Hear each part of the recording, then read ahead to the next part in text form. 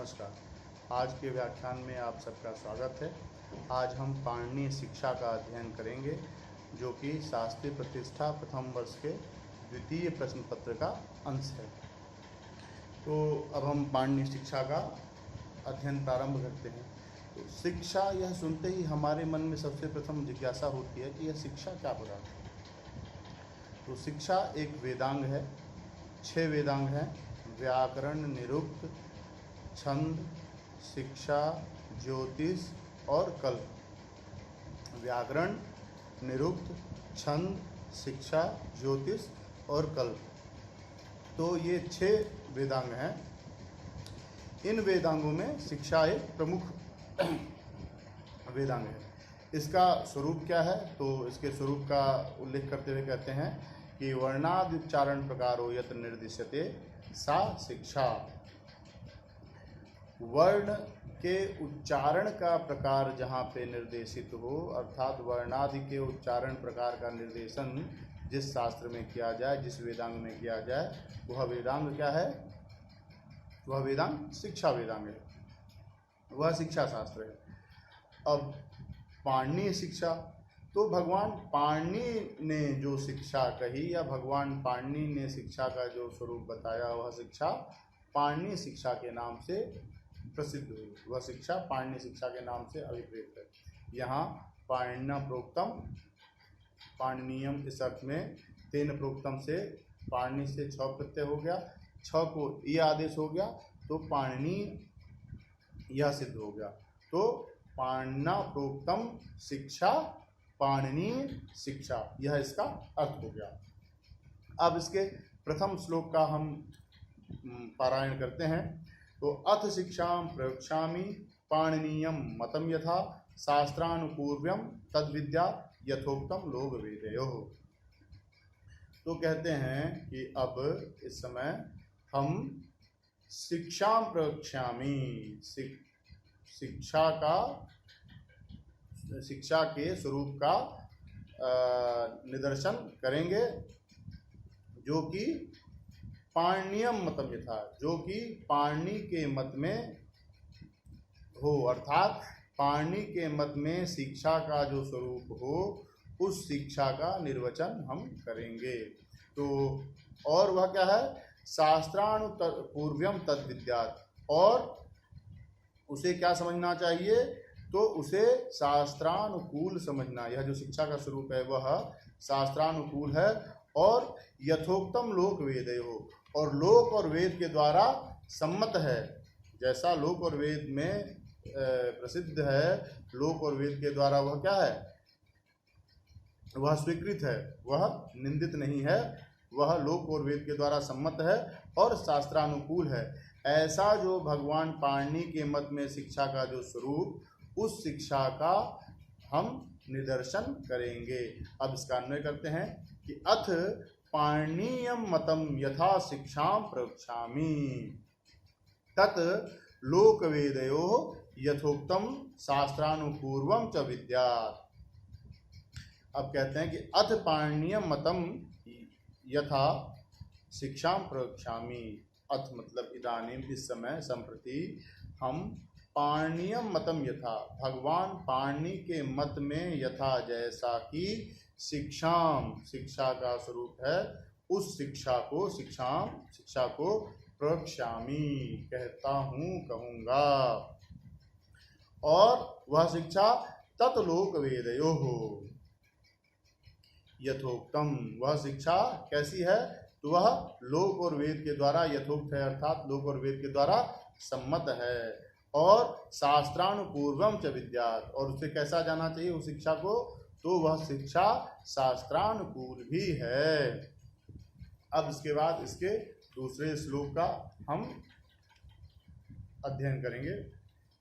प्रसिद्धम अपि शब्दार्थम अविज्ञातम बुद्धिभिः पुनर्व्यक्ति करिष्यामि वाच उच्चारणे विधिम। तो कहते हैं कि शिक्षा का विषय है वर्णादि उच्चारण प्रकार निर्देशित करना। तो प्रत्येक व्यक्ति बोलना जानता ही है, और सब जानते हैं कि किस वर्ण को कहाँ से उच्चारित करते हैं। तो यह तो लोक प्रसिद्ध है, सब जानते हैं। तो इसके लिए शिक्षा का निरूपण करने की क्या आवश्यकता थी? तो उसी का उत्तर देते हुए कहते हैं कि प्रसिद्धम अपि शब्दार्थम, यद्यपि लोग शब्दों के तत्त उच्चारण स्थान को जानते हैं, शब्दों के तत्त उच्चारण स्थान प्रसिद्ध हैं, फिर भी अबुद्धि अविज्ञातम, वह जो उच्चारण स्थान है वह अबुद्धि भी मतलब अल्प बुद्धि वालों को अविज्ञात है। अल्प जो बुद्धि वाले हैं उनको उन उच्चारण स्थानों का ज्ञान नहीं है। इसलिए पुनः वाच उच्चारणे विधिम व्यक्ति करिष्यामि, इसलिए फिर से वर्णों के उच्चारण की जो विधि है उसका प्रकटन करता हूँ। तो यहाँ कहते हैं कि जो शब्दों के जो उच्चारण स्थान है वह प्रसिद्ध हैं। तो प्रसिद्ध किनके लिए? तो जिन्होंने शास्त्र का अध्ययन किया है, जिनको शास्त्र ज्ञान है, उनको ही शब्दों के उच्चारण स्थान का सम्यक ज्ञान है। जो अल्प बुद्धि वाले हैं अर्थात जिन्होंने शास्त्र का सम्यक अध्ययन नहीं किया है, उनको इसके विषय में जानकारी नहीं है। इसलिए उनकी सरलता के लिए, उनको सरलता से इसका वर्णोच्चारण स्थानों का बोध हो जाए, इसलिए फिर से मतलब इसका मतलब पूर्व में यह वर्णित है। तो पूर्व में जो है व्याकरण शास्त्रों में इन सब वर्णों के उच्चारण स्थान का निरूपण किया गया है। इसलिए कहते हैं पुनः तो तभी कहा जाता है जबकि पूर्व से यह प्रतिपादित हो। तो पुनः कहते हैं पुनः वाच उच्चारणे विधिम व्यक्ति करिष्यामि, फिर से वर्णों के उच्चारण की विधि को व्यक्त करता हूँ। इसका मतलब यह पूर्व में कहीं वर्णित है। तो पूर्व में कहाँ वर्णित है? तो व्याकरण शास्त्र में वर्णों के उच्चारण स्थान इत्यादि वर्णित हैं। इसलिए फिर से किनके लिए करते हैं? तो पूर्व में जो वर्णित है उसका अध्ययन जिन्होंने किया है व्याकरण शास्त्र इत्यादि का सम्यकतया, उनको उसका ज्ञान है। लेकिन जो अल्प बुद्धि वाले हैं अथवा जिन्होंने उसका अध्ययन व्याकरण शास्त्र का नहीं किया है, उनको भी वर्णों के उच्चारण स्थान का ज्ञान हो जाए, उसके लिए फिर से उस विधि को, वर्णों के उच्चारण विधि को प्रकट करते हैं श्लोक के माध्यम से, ताकि वह इसका अध्ययन करके वर्णों के तत्त उच्चारण स्थान को अच्छी प्रकार से जान जाएं। अब वर्णों की संख्या का निर्देश करते हैं।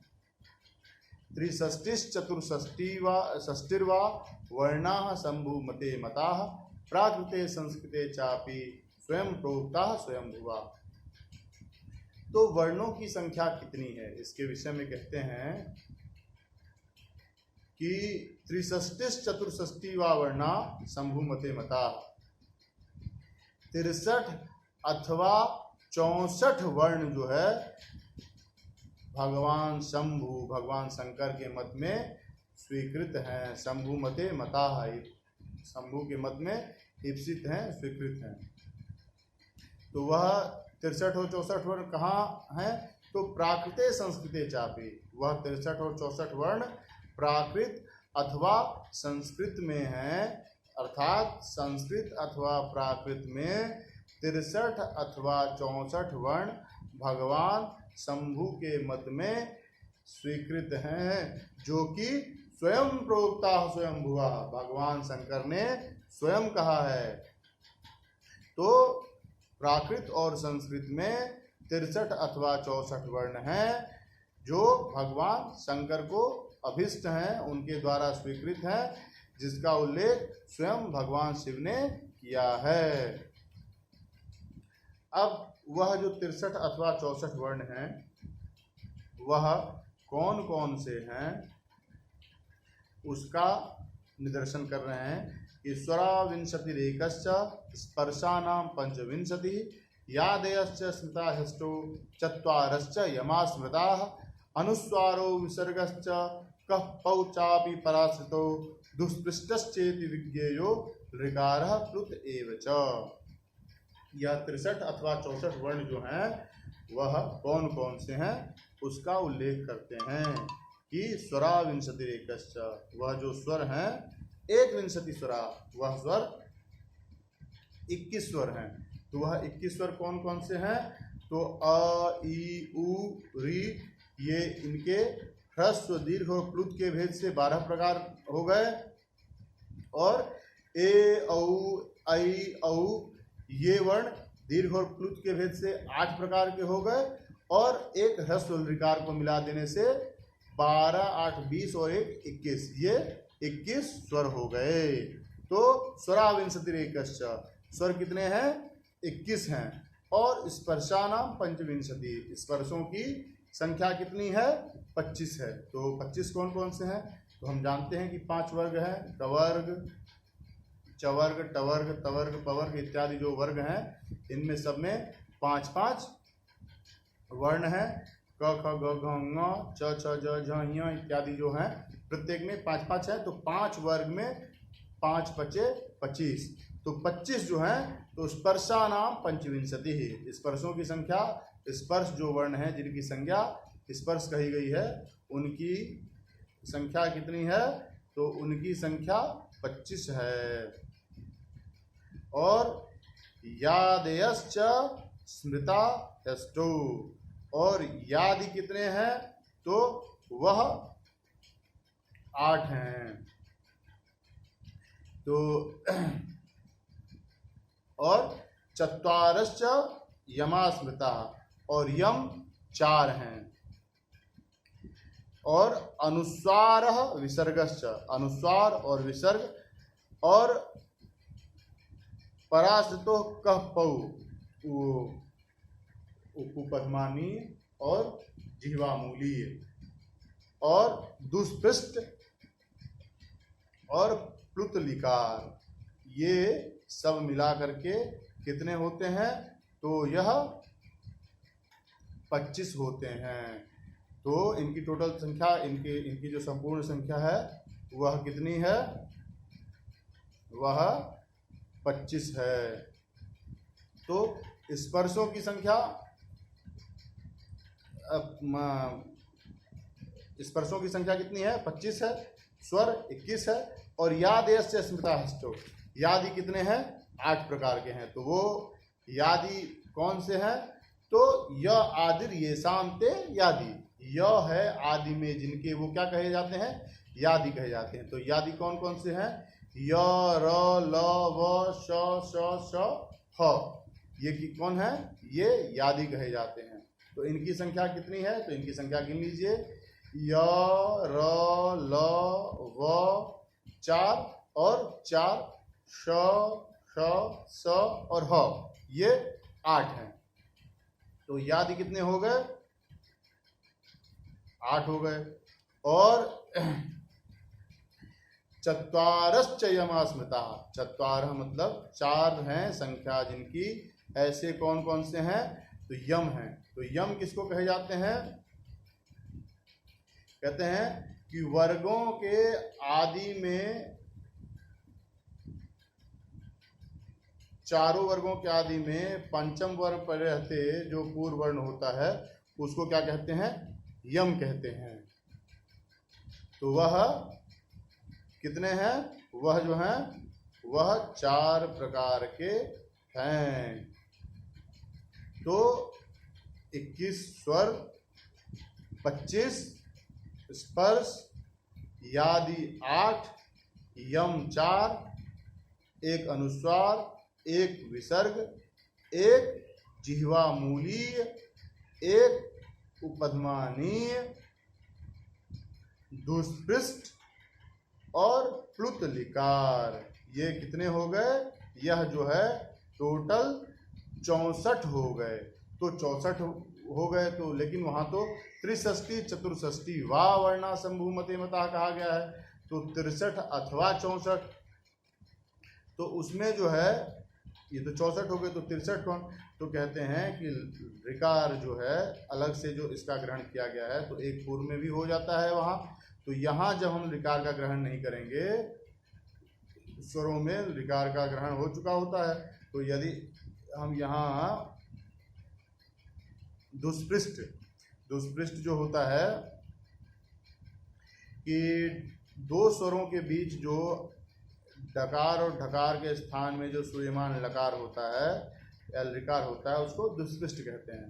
तो वह है तो लकार अथवा ऋकार ही, तो इसलिए जिस बार उसकी गणना नहीं करेंगे तो उस बार 63 वर्ण होंगे, और जिस बार उसकी गणना कर लेंगे उस बार 64 वर्णों की संख्या हो जाएगी।